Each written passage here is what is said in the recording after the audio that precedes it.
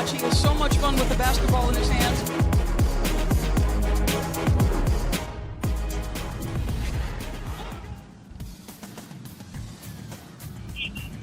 And the lights are on Dallas, Texas. I got to tell you, the Mavs have the nicest approach. It's like a runway. I mean, I can't stop watching some of these. Okay, it's a perfect way to display the league fits. But tonight, Luka Doncic and the Mavs will look to avoid dropping 2 in a row against Steph Curry and the Warriors. We're leading you all the way up to tip-off 8:30 Eastern on ABC as we welcome you into Hoop Streams Prime Time live on Twitter, Facebook, YouTube, and the ESPN app. Hi, everybody. I'm Cassidy Hupperth in NYC, and we're joined now by ESPN writer Tim McMahon, who is joining us live from inside American Airlines Center. Thank you so much for joining us, Tim. Always a pleasure to be here. Well, look, it wasn't a pleasure to watch that game on Thursday if you were a Mavs fan. It just was an absolute blowout, 31-point loss to an undermanned, undersized Warriors team, dropping the Mavs to 9-14 and next to last in the West. And Tim, you know this well. You cover them very closely. Last year, they had this identity of the most efficient offense ever. I think this year, their identity is how many issues that they have. So let me ask you, what's the biggest problem facing this Mavericks team right now?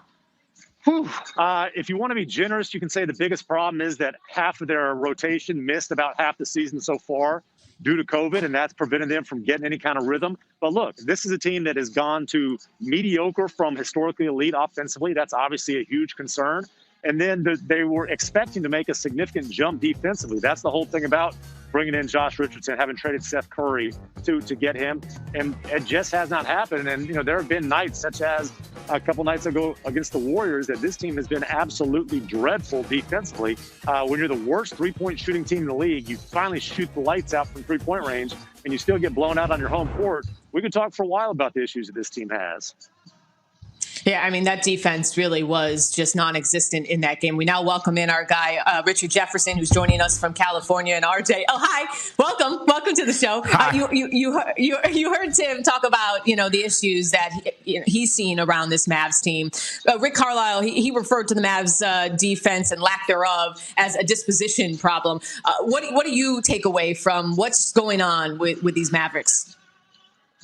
Well, look, I think it's everything that, you know, Tim talked about. It's rhythm, it's feel. You look at a lot of other teams have struggled, whether it's with COVID, injuries, you know, just the precautions and, you know, defense and offense are all about rhythm. Yes, they were on a historic run last year with the way and their defense was mediocre, and so that made them a solid team. They're expected to make jumps on defense, and they didn't, and their offense has come down, and they dealt with a lot of stuff. Would I count the Mavericks and Luka out? No. The number one thing that they can't do is be too hard on themselves, start pointing blame. They just have to persevere. Look at the Portland Trailblazers last year. They battled all the way back from a real bad spot to get back into the playoffs and at least opportunity to make the postseason.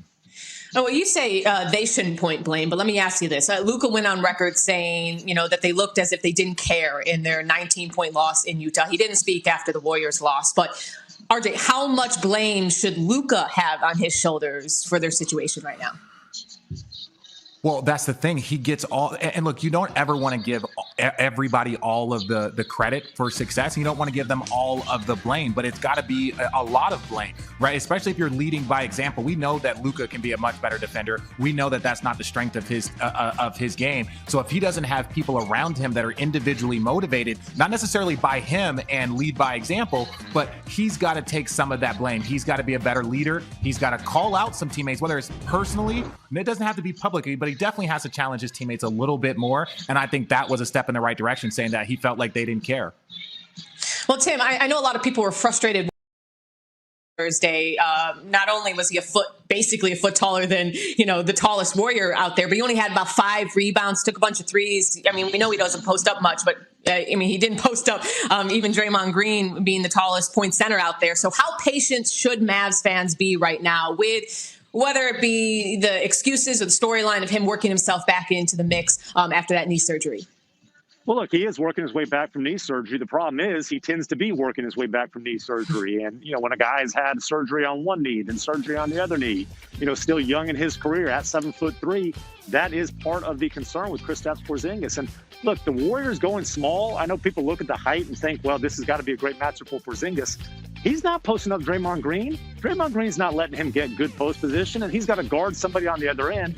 And the Warriors just really exposed him the other night. And it'll be interesting to see how he responds and maybe how Rick Carlisle responds to try to protect Porzingis and keep him from being basically put on an island out in space on the defensive end. Yeah, I mean, Tim, a unique part of this season is having these back-to-back, right after each other games where it feels like a playoff series. A big spotlight's going to be on Rick Carlisle and seeing what type of adjustments they're going to make, especially against that small ball lineup. I don't know. We'll see if Kelly Oubre has another career night tonight, and we'll get more into the Warriors later in the show with Rachel Nichols and Nick Friedel. But Tim, thank you so much for joining us tonight, and enjoy the game. Thanks for having me. All right, as I said, we'll get more into the Warriors later. Nick will also give us the latest on the injury situation. As we saw on Thursday, the Warriors didn't have anyone, over 6'7". We see Luka Doncic warming up right now. We're about 20 minutes away from things kicking off on ABC at 8:30 Eastern. And we should see Steph Curry and Luka Doncic, as I said, out there tonight in a matchup of what appears to be the starting backcourt for the West in the All-Star game based on the first All-Star voting returns.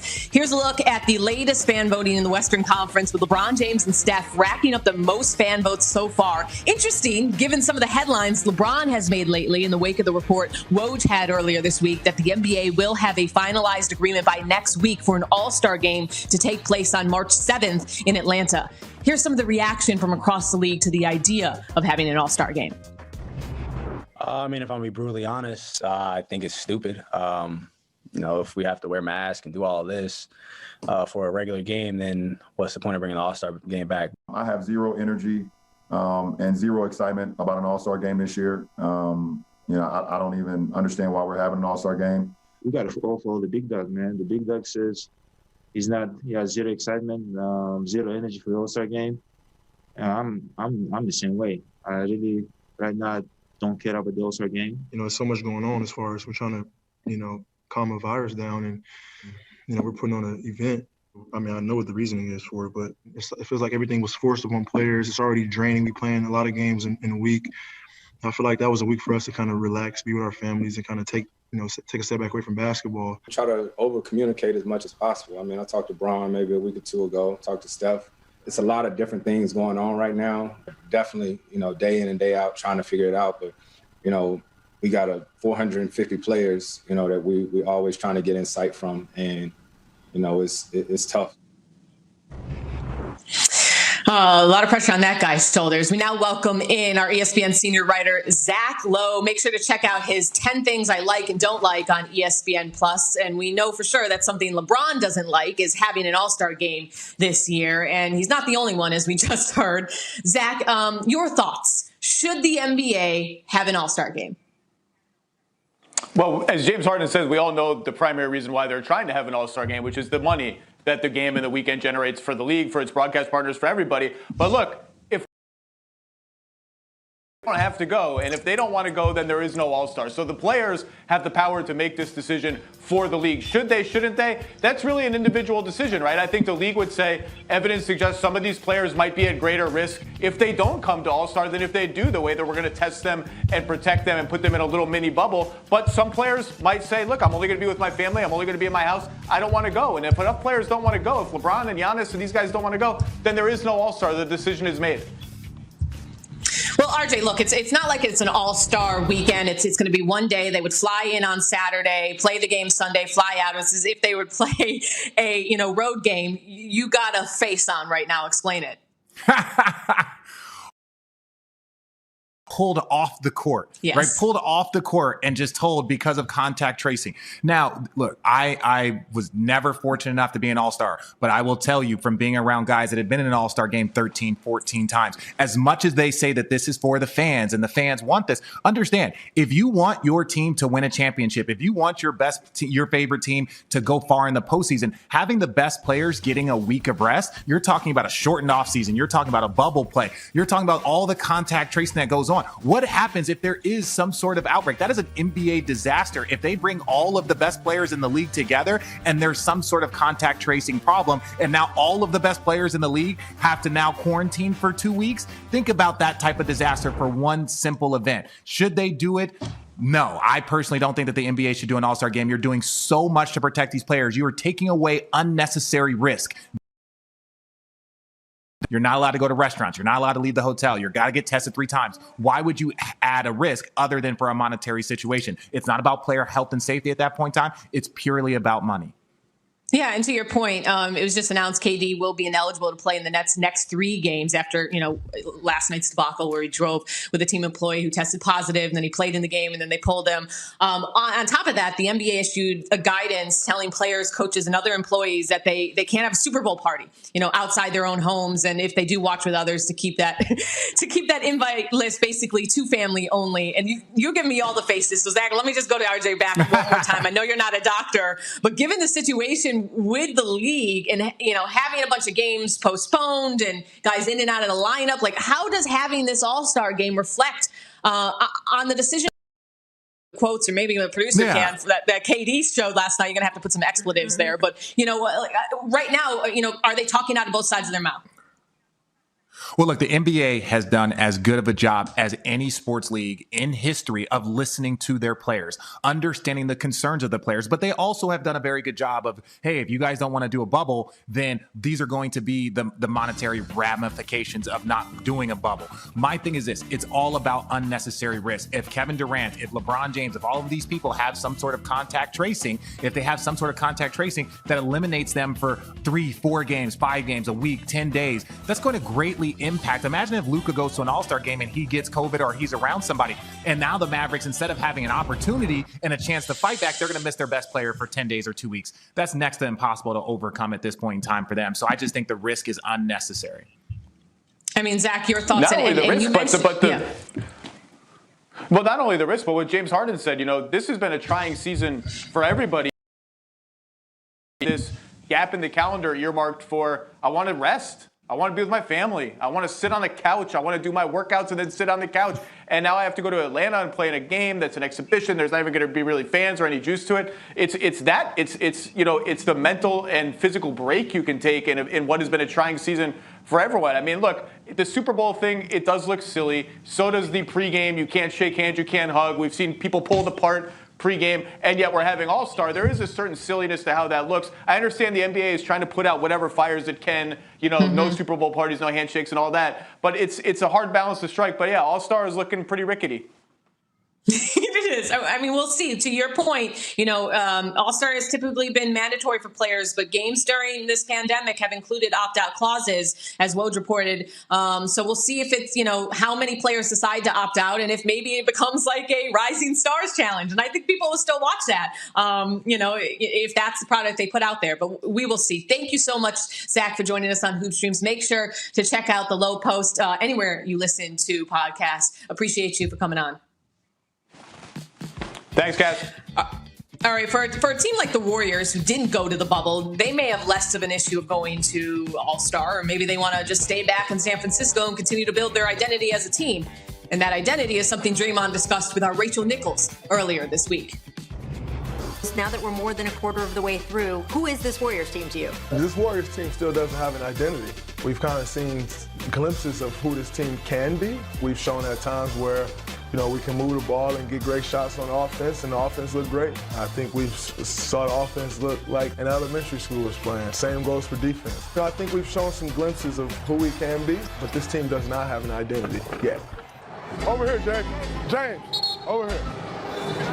You didn't catch that ball right there and make play. I didn't see it. But you didn't see it. That's my point. Always see the ball.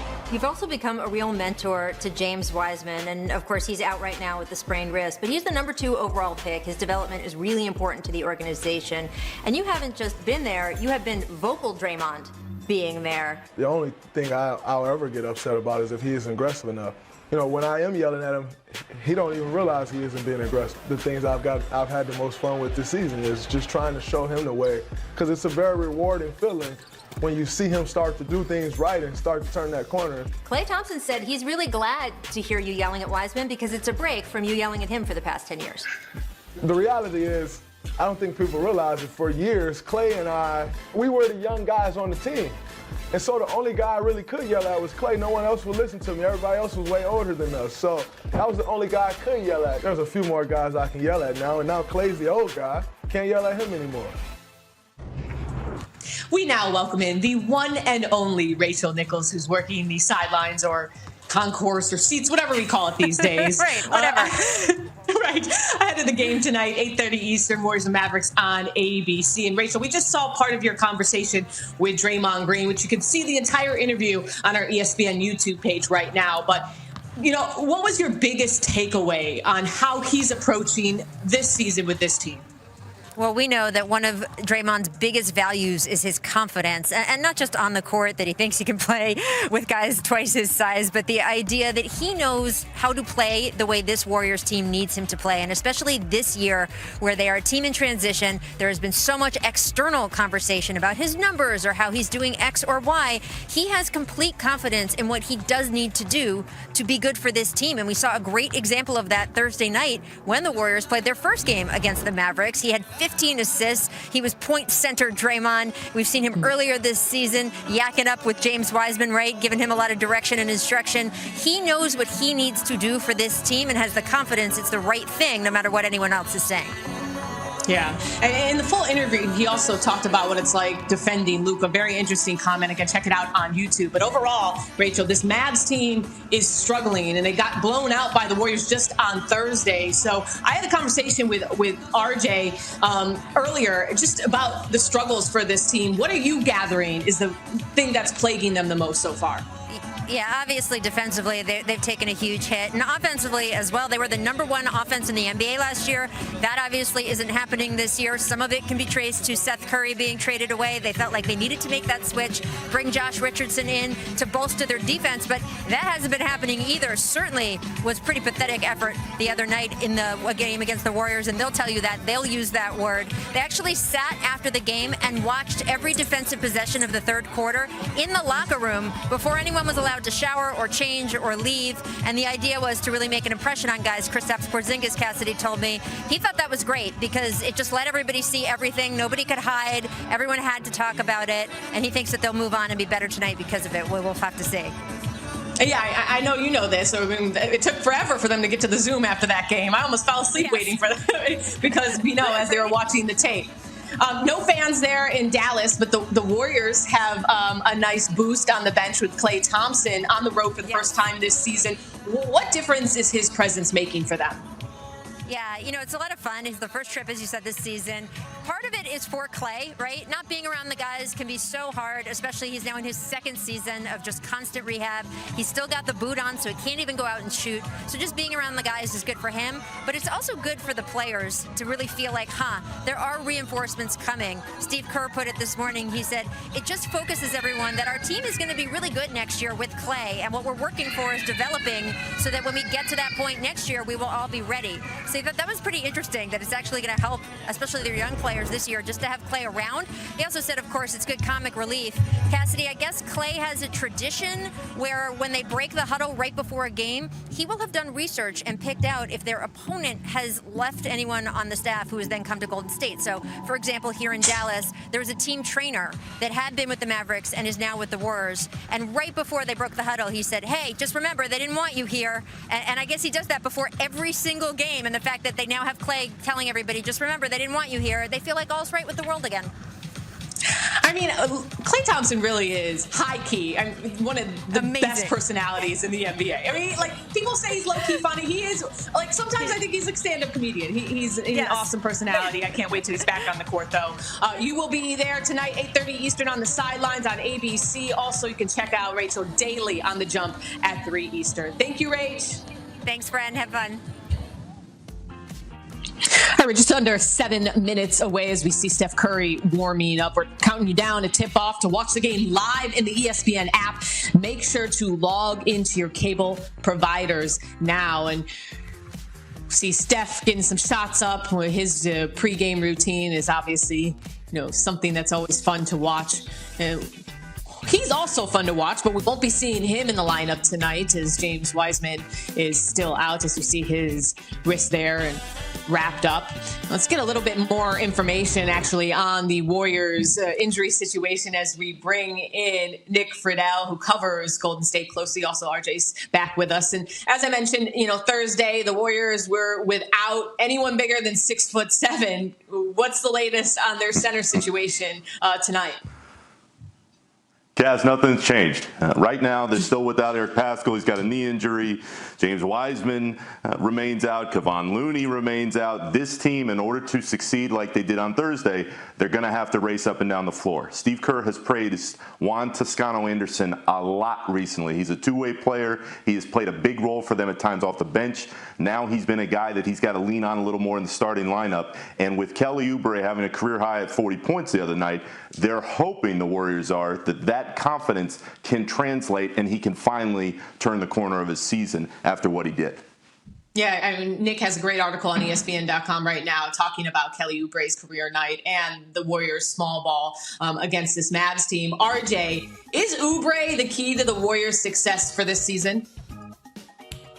I wouldn't say he's key. He's very, very important. One thing that you have to understand is that Kelly Oubre is a slasher that can shoot. My biggest frustration when all this conversation was about Kelly shooting, like Kelly can be a great defender, and he is, an amazing slasher, getting to the rim, getting to the free throw line, just causing havoc with deflections. A lot of times when you're struggling, you tend to focus on that. Focus on what you do extremely well versus what you can't do. And so I'm glad that he was able to knock down these threes, but don't come out and try and shoot another 8-9 threes just to prove to people that you can shoot. Continue doing the things that you do extremely well. Then you will have more of a consistent impact on this Warriors team.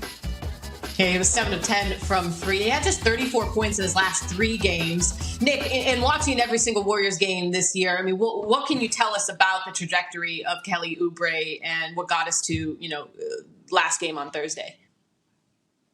Yes, he's just pressing. And RJ's on it. When you watch him through the years in Phoenix and Washington, this was a guy who slashed to the rim. This was a guy who played solid defense. This was never a guy you counted on to hit from three. And it just doesn't seem like he fits in the Warriors system the way they've wanted him to. But I'd say this, when you watch this Warriors group, Oubre and Draymond are the litmus test. When they play well, the Warriors are probably going to win. When they don't, it ain't going to happen. So if you want to see the Warriors, if you're a Warriors fan, race out and get to where they think they want to go, those two guys set the tone because you know what you're getting from Steph every night. Andrew Wiggins has been more consistent defensively than he was in Minnesota, and you know he can fall out of bed and drop 20 points. So it's on Oubre and Draymond to set the tone. When they do, the Warriors have success. I mean, RJ, Nick just said something interesting there. He said, you know what you're going to get from Steph every night. But Steph has been playing out of his mind. Are we underappreciating what we're seeing out of Steph Curry so far this season? I wouldn't say underappreciating because this is what, we missed all last year. We know that Steph is a first-team All-NBA when he's playing well. Steph's still in the prime of his career. Yes, he had MVP seasons early, winning championships, going to the finals, but Steph is still in his prime. He's still in his very early 30s. We know what he can do. But let's go back to the earlier Warrior teams. Andre Iguodala, huge, important piece to the Warriors' success. Wasn't a great three-point shooter, but could knock down shots. Sean Livingston wasn't a great three-point shooter, but was so important to what they did. They did so many things well. So, for Kelly Oubre, like he said, he is pressing. Kelly, do what you do well, and you'll start to fit in. Just because the Golden State Warriors are known for threes and you feel like you're replacing Clay, you don't have to be that guy. You have to be the best version of yourself. Defend, get to the rim, get to the free throw line, and then that will make your jumper open up. I'm sorry. I just, as you were talking, Steph Curry was just knocking down. I don't even know. It was at like 6 or 7. I think we came in late from the logo. That's my point. We just we take him for granted, Nick. What can you tell us about what you're seeing from Steph Curry this season? I just think my personal stance is that he's underappreciated. I mean, they're 8th in the West. If they continue to creep up and get performances from Oubre and Wiggins, and they start making their way up. I know LeBron pretty much has it in hand, but he could be in the MVP conversation if they can continue to climb up the West. Yes, he absolutely could. I don't see the Warriors being good enough wins-wise to really generate that interest in Steph's candidacy this season. But the most important quote of the week from the Warriors was Steph Curry saying he feels like he's in the middle of his prime. And he feels like his body is such, having missed the last year because of that hand injury, that he feels like he gained a year back after all those long playoff pushes. So Steph's in a great frame of mind. He's been healthy. He's playing a lot of minutes. He feels great about his game. That is a fantastic sign for a Warriors group that is going to have a lot of pressure on Klay Thompson to come in next season and produce the same kind of way. If you get Steph playing at MVP level, you get Klay back, and you get motivated Draymond to go with what we've seen from Andrew Wiggins, Wiseman, and that Minnesota pick potentially next year, that's a hell of a core to potentially go back into title contention in the West next year. Well, Nick, we had Tim McMahon on earlier, and he talked a lot of pressure right now is on Rick Carlisle to see what kind of adjustments he's going to make. As we know, it's going to be another small ball lineup for the Warriors. What's your prediction for tonight, Nick? Kaz, if the Dallas defense is that bad again, the Warriors could win by 30. I mean, Dallas's defense was atrocious. I don't know what the hell Carlisle is going to be able to say that's going to motivate them aside from playing that tape, as you mentioned earlier, because that was embarrassing. So the Warriors came into this trip thinking, on paper it doesn't look good. We don't have any big men. But this ties into exactly how they want to play. This frees up Oubre to do what he does best, to get Steph going. You get a little bit more from Wiggins. I'm telling you right now, the Warriors absolutely believe they're going to leave Dallas 2-0 on this trip for a couple more in San Antonio the next few days. RJ, your thoughts? No, I agree. It's like, now, but understand this, like, if Kelly Oubre has his normal game, but it's always funny when players like Kelly Oubre get right, when they go and have a 40-point game, a lot of times it's against a team that is struggling. For him to go out and go 40 against the Clippers or the Lakers, you weren't going to see that because of the high level defense that both teams play. So, hopefully Kelly Oubre can build on what he did. Hopefully the Warriors can continue building on this. But as far as the Dallas Mavericks, they understand. They have one of the great talents in Luka. They have plenty of talent around them. They are underachieving. Let's throw all the excuses out, because at the end of the day, every team is dealing with similar things. So it's a matter of them stepping up and having a little bit more individual pride. With individual pride comes team pride, and that's what they need a little bit right now. While we're predicting things quickly, RJ, Super Bowl, what's going down? Oh, I got to say Tom Brady, just because Gronk is a Wildcat, so bear down Gronk. So that's really my only connection to the Super Bowl. But it's like, I think this is one of the rare Super Bowls where it's a win-win for sports fans. Both stories are great. Yeah. I'm sorry. Nick? Hey, Cass, you're talking to a lifelong Bucks fan. I was going to the games in the old sombrero watching Vinny Testaverde and Craig Erickson. So let's go Bucks. Make it happen at home. So, look, the NBA is forbidding Super Bowl parties for its players, but you got a Super Bowl party going on at your house? Party of one?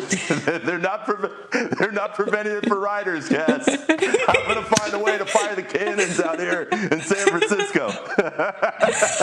My prediction is that I went to Trader Joe's. I stocked up on a bunch of appetizers. I'm gonna eat a lot. That's all I know. Thanks for joining us on Hoop Streams. Log into your TV providers now to watch the game live on the ESPN app. We'll be back next Saturday for Nets Warriors. Thanks for watching.